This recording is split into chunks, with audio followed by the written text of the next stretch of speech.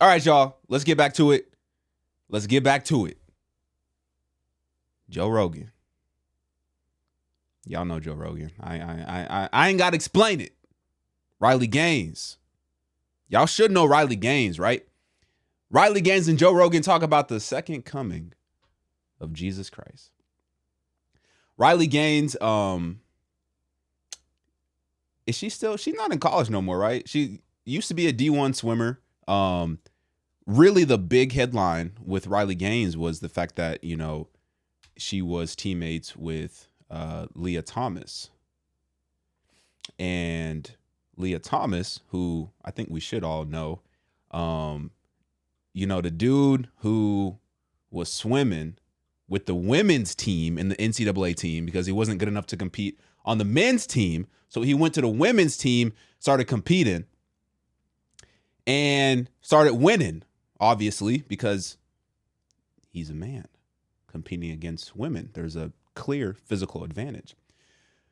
But Riley went on the show to kind of talk about her experience and talk about, well, I don't really know. I didn't watch the full podcast. But I do know that she had mentioned some crazy stuff about Leah Thomas. What is Leah Thomas's real name? I don't really like calling Leah Thomas Leah when I know that Leah is more of a Liam. You know what I'm saying? But she was saying that Leah Thomas was still sleeping with women, although he was presenting as a trans woman. It's all very confusing. And then also he was in the locker room with them, showering, watching other real women get dressed and undressed. And all while the NCAA was praising Leah Thomas and putting medals around his neck for beating women in a race. Listen, I don't know. I'm getting off script. Let's just get to the video, all right? Riley Gaines and Joe Rogan talk about the second coming of Jesus Christ. Let's go. And honestly, right, like, again, being a Christian, the Bible tells us that we will reach a point, and Paul says it in Acts and Romans and different places. He tells us that we will reach a point where bitter is seen as sweet, dark is seen as light, and evil is seen as moral. It's undeniable that that's not what we're seeing now. And look, that's not to say that people who identify as trans are evil. I don't necessarily think that. But what is evil is deception. Yeah. Manipulation is evil. Temptation is evil. Lying and affirming delusions, that's evil. And that's exactly how Satan works and how he operates, is in the darkness. But now a lot of it is coming to light. Again, thanks to people like Elon Musk. It sounds loony when we start having these kind of conversations about like Satan and evil and good and, you know, and biblical stories. But as time goes on, I think that what the Bible is I think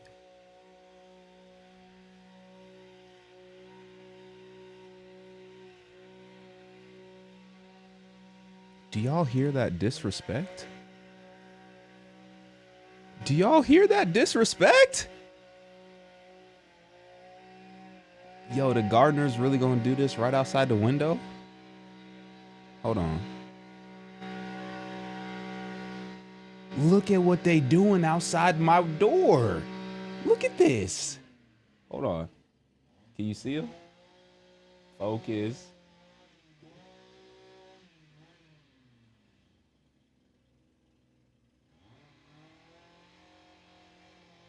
I have never seen them act like this before.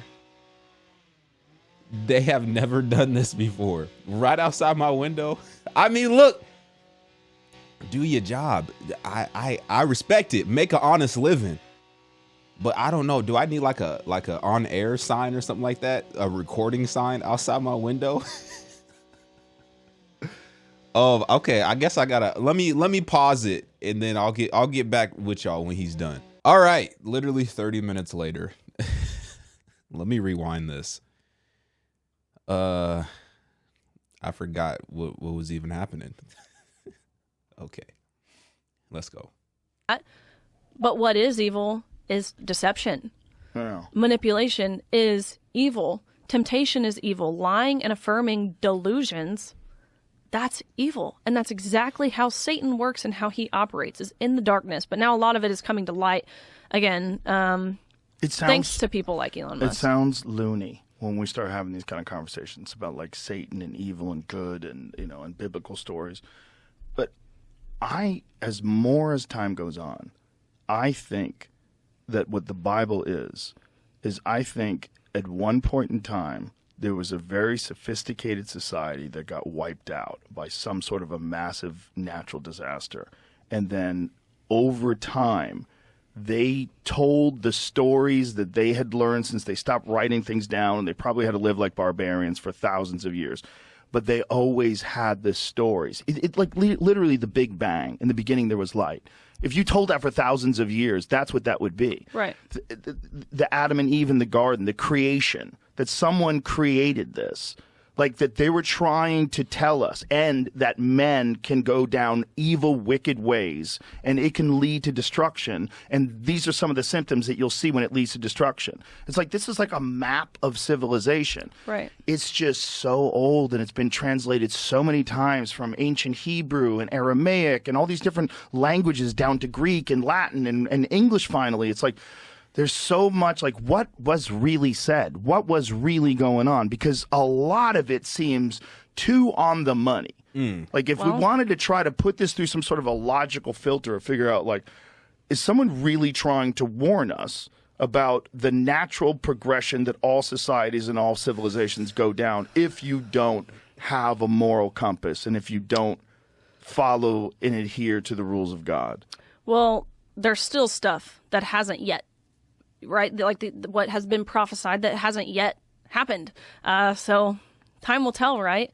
I think his return is past due. Again, it seems that All right. I'm not sure who this guy is. Who is this guy? Christian Canuck? That's his name on YouTube. Look. The gardeners got my brain all twisted. I think it's super interesting that Joe Rogan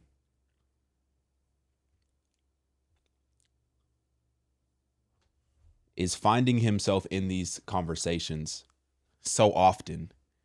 Because it used to be like, oh, he would talk about the Bible every once in a while, but now it's like a consistent thing where he's consistently being put in these conversations and speaking on the Bible and speaking on God, speaking on Jesus.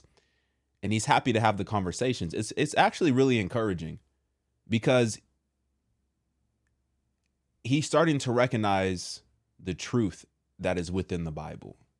Now, will he come to the realization that Jesus Christ is God? Will he come to the realization that all of the scriptures are God breathed and that this is literally the word of God that you are reading? It's not a coincidence that you see so much truth within the Bible. It's not a coincidence that you see so many prophecies being fulfilled that are spoken about in the Bible.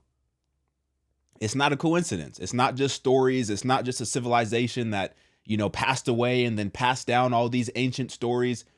This is factual, historical events that are taking place. These are prophecies that are unfolding right before our very eyes. And the Bible tells us, and just like Riley was saying, that good will one day become evil and evil will become good. We're living in that day right now. We're living in the age of deception. We're living in the age of wickedness. We're living in an age where so many people are so blasphemous, openly blasphemous towards Jesus Christ. There's a reason.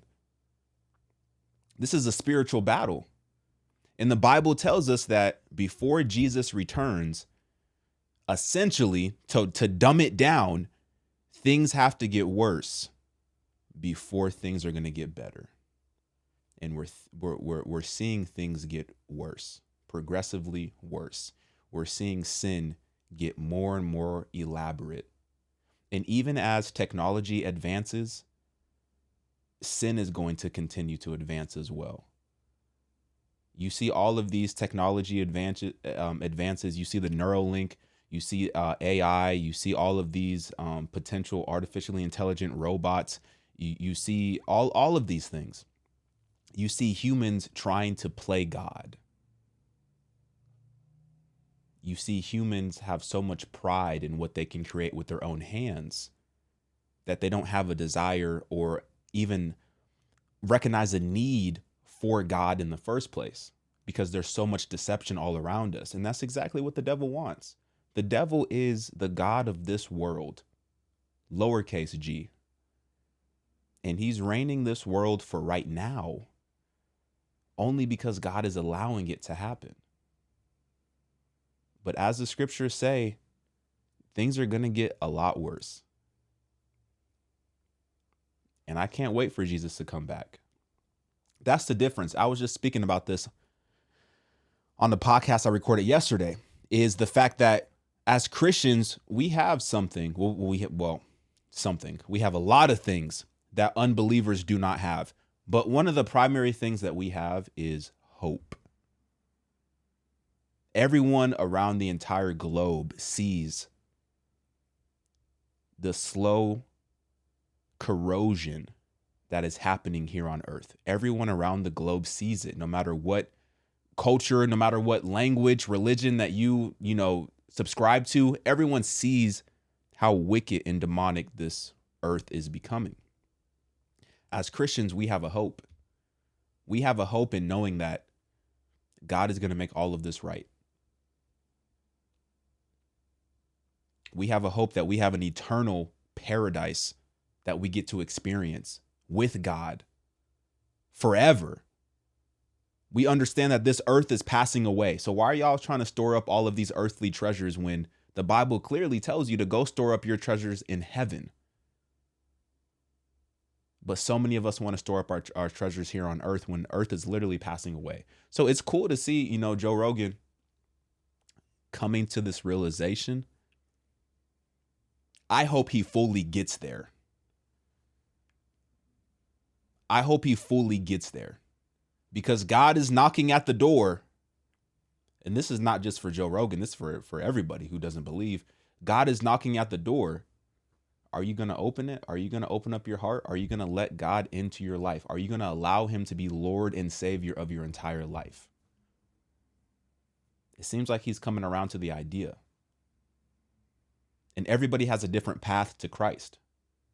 It's not always going to look exactly the same.